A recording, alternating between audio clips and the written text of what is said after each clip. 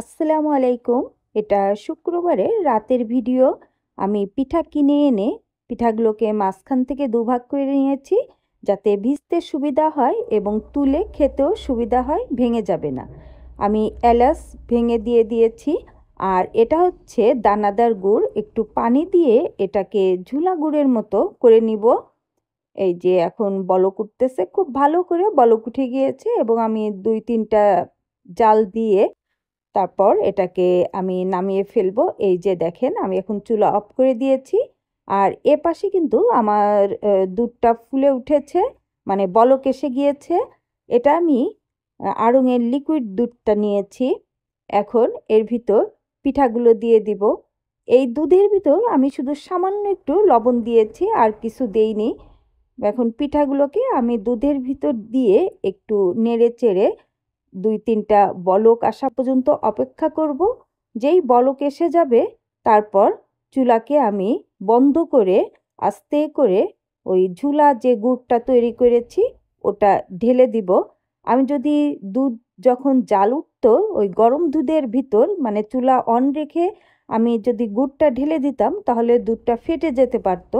এই জন্য আমি চুলা বন্ধ করে তারপর এই যে গুড়টা দিয়ে দিলাম। এখন আমার মানে ভিজানো কমপ্লিট। জাস্ট ঢেকে রাখবো, সারা রাত ভিজবে পিঠাটা এবং সকালে এটা দিয়ে নাস্তা করব। আমার কিন্তু পিঠা ভিজানো একেবারে কমপ্লিট। জাহাঙ্গীর 2 দিন আগে বাড়ি গিয়েছিল। ও বাড়ির থেকে 3 কেজি ঘি নিয়ে এসেছে। এই ঘিটা একেবারেই খাঁটি।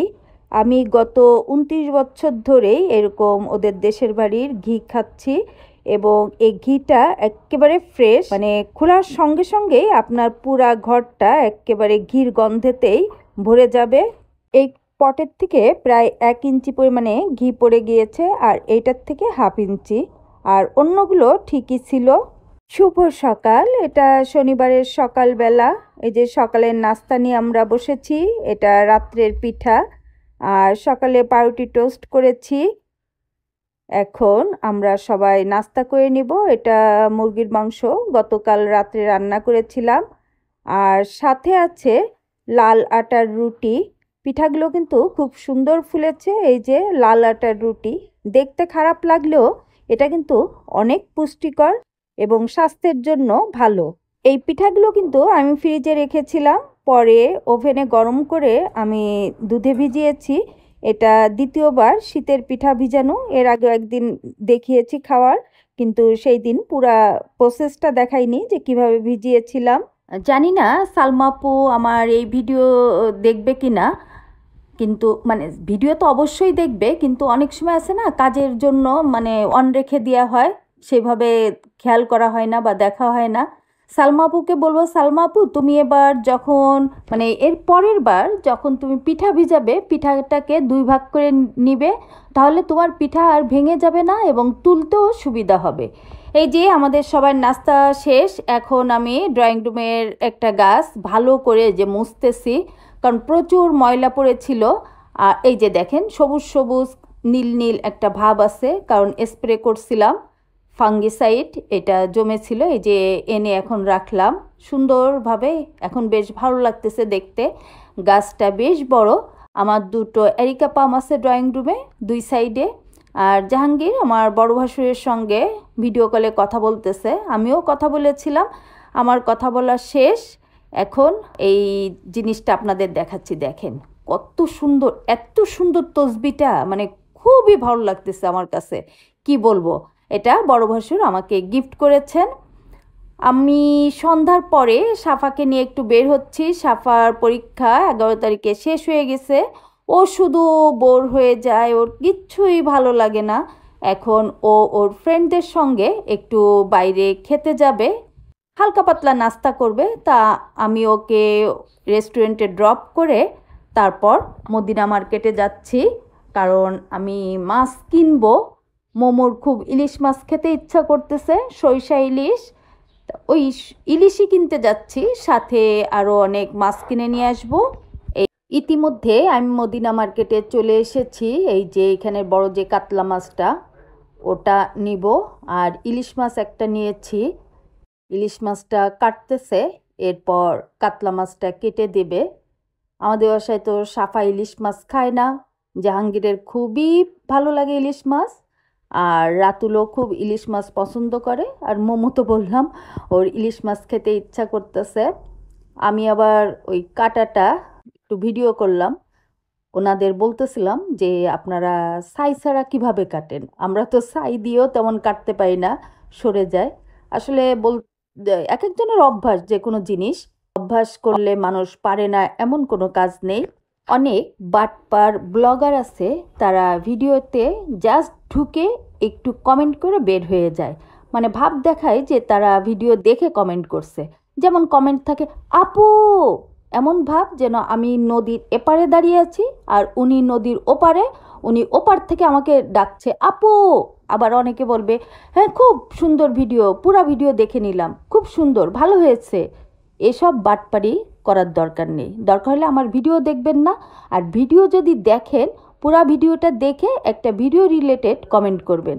আর যদি সময় না থাকে কিন্তু ভিডিও দেখতে ইচ্ছা করতেছে, আপনি অন করে রেখে বলবেন ইনশাল্লাহ ফুল ওয়াশ হয়ে যাবে, কিন্তু বাটপারি করবেন না। এক আপুর দুটো ভিডিওতে দেখলাম যে উনি হীরা আপু অসুস্থ, হীরা আপু হসপিটালে। আমি মনে করলাম কোন হীরা, আমাদের এখানের হীরা? পরে আমি ওর ভিডিওটা দেখলাম যে না, ও না। কিন্তু ভিডিওর নিচে দুইজন কমেন্ট করছে যে হীরা আপু, আপনি ভিডিও দিচ্ছেন না কেন? আপনি কি সুস্থ আছেন? আপনার পরিবারের লোকজন কি ভালো আছে? আপনাকে নিয়ে খুব টেনশানে আছি, আপনি কিছু বলুন। আর একজনও এরকম কমেন্ট করছে। কিন্তু হীরা পুরা ভিডিওতেই বলে দিয়েছে যে সে বেশ কয়েকদিন এরকম ভিডিও দিবে না, মানে সোশ্যাল মিডিয়ার থেকে দূরে থাকবে বলেই তো দিয়েছে। তার মানে যে আপুরা এই কমেন্টগুলো করেছেন তারা ভিডিও দেখেননি। ও বাটপাড়ির মানে শেষ নেই, সব জায়গাতেই বাটপার। আর যে আপু ভিডিও দিচ্ছেন ওই আপু ভিডিওতেই হীরা হীরা বলতেছেন। এখন আমি আবার আপুকে জিজ্ঞাসা করলাম যে আপু কোন হীরা, তো আমি কোনো অ্যান্সার পাইনি। এজন্য আমি মনে করলাম যে বোধহয় আমাদের এখানের হীরা কিনা। আমি এবার হীরাকে হোয়াটসঅ্যাপে মেসেজ দিছি যে হীরা কি অবস্থা, আমি তো কয়দিন আগে তোমার হাজব্যান্ডকে দেখলাম রাত্রে ডিউটিতে যাচ্ছে। পরে আমি যখন ওর ভিডিও পুরো দেখলাম আমি তো বুঝছি যে ঘটনা কি। পরে আমি আবার ওই মেসেজটা ডিলিট করে দিয়েছি। এই যে পাঁপড়গুলো দেখলেন, এই পাঁপড়গুলো কিন্তু খুব মজা লাগে খেতে। আমি বাজার শেষ করে আবার সাফাকে নিতে এসেছি। সাফা ওইটা উপরে রেস্টুরেন্টটা উপর থেকে নেমে আসতেছে, আসলে আমরা চলে যাব। রেস্টুরেন্টে খেয়ে এসে এখন আবার বায়না ধরছে যে ওখানে কোক পাওয়া যায়নি, ও কোক খাবে কিংবা ম্যারিন্ডা খাবে, এখন ইউনিমার্টে যাবে। আমি বললাম যে না, এখন আর হবে না, ওটা কালকে। এই আমরা এখন বাসায় যাচ্ছি। এটা আমাদের বিল্ডিংয়ের পিছনেই একটু জায়গা আছে, এলাকার বাচ্চারা এখানে খেলাধুলা করে, সেটাই দেখতেছিলাম। এখনো পর্যন্ত আপনারা যারা আমার সাথে আছেন, শুরুতে যদি ভিডিওটি লাইক না দেন তাহলে একটি লাইক দিয়ে আমার সাথেই থেকে যান।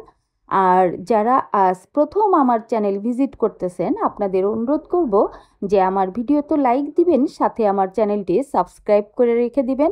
আর আমার ভিডিও কোনো অংশ যদি ভালো লেগে থাকে এবং আবারও যদি এই ভিডিও দেখতে চান, তাহলে ভিডিওর নিচে যে বেল বাটন আছে ওটি অন করে রেখে দেবেন। তাহলে আমি যখন ভিডিও ছাড়বো তখন আপনার কাছে নোটিফিকেশন পৌঁছে যাবে এবং আপনি আপনার সময় কিংবা সুবিধা মতো দেখে নিতে পারবেন। এইটা ঝুলা গুড় আর এটা হচ্ছে দানাদার গুড়। আর এইটাও দানাদার গুড় ছিল কিন্তু আমি খেয়ে ফেলেছি, অনেকখানি কি খেয়েছি। গুড়টা খুবই মজার। আমি এই যে পিঠা কিন্তু এই গুড় দিয়েই করেছিলাম, যেটা ওই যে খেয়েছি বললাম। আর এর ভিতর আছে পাটালি গুড়, জানি না এটা কেমন হবে, তবে এগুলো আমি অনলাইন থেকে নিয়েছি। এই পেস্টটা সিলেটের, আশা করছি ভালো হবে। আমার খালাম্মা যেটা খান না কেন আমাকে দিয়ে খান, আমিও ঠিক তাই। এটা খালাম্মাকে দিব।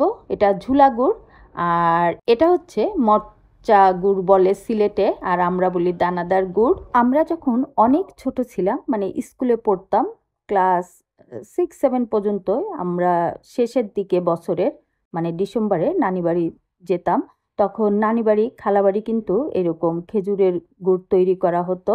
এই যে বাজার থেকে কি আনলাম, এটা লোটে শুটকি, এখানেও একটু শুটকি আছে, চেলা শুটকি। এটা হচ্ছে কাতলা মাছ, কাতলা মাছ আমি না, এটা হচ্ছে চাপিলা মাছ। আর এটা মেনি মাছ মানে ভেদা মাছ যাকে বলে। আর এটা হচ্ছে কাতলা মাছ, এই কাতলা মাছটা আমি 2 ভাগে নিয়ে এসেছি। পিঠের মাছটা এই যে, আর পেটের মাছটাও এই যে এই সাইডে আলাদা করে নিয়ে এসেছি। আর এটা হচ্ছে ইলিশ মাছ, ওই যে বললাম না মোমোর খেতে ইচ্ছা করছে, ইলিশ মাছ নিয়ে এসেছি। এটা চেলা মাছ বোধহয় বলে এটাকে, খুবই মজার। আর এটা জলপাই, বেশ, এটা এখন তো প্রায় শেষ জলপাই। আর এটা তো দেখলেনই পেঁয়াজের কালি, এটা কচু, খুবই শরীরের জন্য দরকারি এবং উপকারী, কিন্তু আমার বাচ্চা কাচ্চা তেমন খাইতে চায় না। আর এটা ধনেপাতা, এই তো ফুলকপি, আর এটা সিম। এই সিমগুলো কিন্তু অনেক মজার, আপনি তরকারি রান্না করেন আর ভর্তা রান্না করেন, যেটাই করেন না কেন খুব মজা হয় খেতে। এই যে আমার বাজার টাজার দেখিয়ে দিলাম, এখন এই মাছগুলো ডাইরেক্ট ফ্রিজে রেখে দিব। আগে মনে করতাম এই পাঁপড়গুলো সাবু দিয়ে তৈরি করে, কিন্তু আজ যখন পাঁপড়ওয়ালাকে জিজ্ঞাসা করলাম যে এগুলো কি আপনারা বাইরের থেকে আনেন না নিজেরা তৈরি করেন, তখন উনি বলল যে আপা এগুলো আমরা নিজেরাই তৈরি করি। আমি তখন জিজ্ঞাসা করলাম যে কি দিয়ে তৈরি করেন, তখন উনি বলল পোলাও চাল, মুগ ডাল এবং এই মাসকলাইর ডাল দিয়ে তৈরি করেন।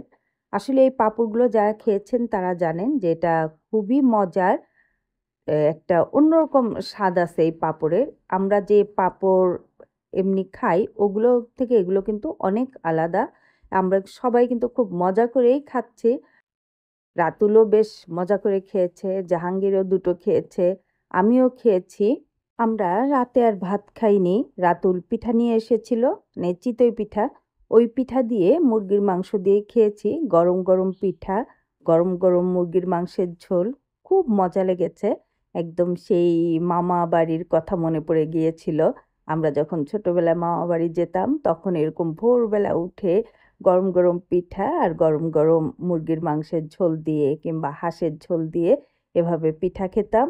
এতক্ষণ আপনারা যারা আপনাদের মূল্যবান সময় নষ্ট করে আমার ভিডিও দেখলেন, আপনাদের অসংখ্য ধন্যবাদ।